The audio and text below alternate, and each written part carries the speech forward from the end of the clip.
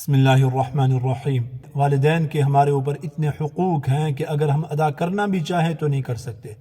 والدین چاہے زندہ ہوں چاہے دنیا سے جا چکے ہوں، ان کو دعاؤں میں یاد رکھنا اور ان کے لیے رحمت اور شفقت اور محبت کے جذبات رکھنا، یہ ان کا حق بھی ہے اور شرافت کا تقاضا بھی ہے۔ لہذا دو دعائیں ہمیشہ ان کے لیے کرتے رہیں۔ انتہائی مختصر دعا، رب ارحمہما کما ربیانی صغیرا، چاہے زندہ ہوں چاہے دنیا سے چلے گئے ہوں۔ اور دوسری دعا، اگر آپ اس کو اپنی نماز کا حصہ بنا لیتے ہیں، جیسے ہم درود شریف کے بعد اور سلام سے پہلے ربنا آتنا فی الدنیا حسنہ وفی الآخرۃ حسنہ وقنا عذاب النار، یہ دعا پڑھتے ہیں۔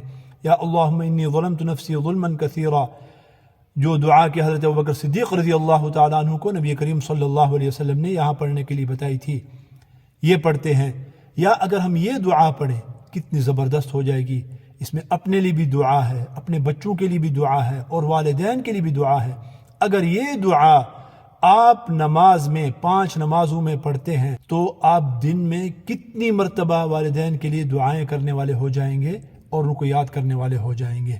فرض نماز میں بھی پڑھ رہے ہیں، سنت پڑھ رہے ہیں، نفل پڑھ رہے ہیں، وتر پڑھ رہے ہیں، جب بھی سلام پھیرتے ہیں سلام سے پہلے جو آپ ان کو یاد کر لیتے ہیں اور ان کے لیے دعا کر لیتے ہیں۔ بہت ہی پیاری دعا ہے، حضرت ابراہیم علیہ السلام کی دعا ہے، رب اجعلنی مقیم الصلاۃ ومن ذریتی ربنا وتقبل دعاء ربنا اغفر لی ولوالدی وللمؤمنین یوم یقوم الحساب۔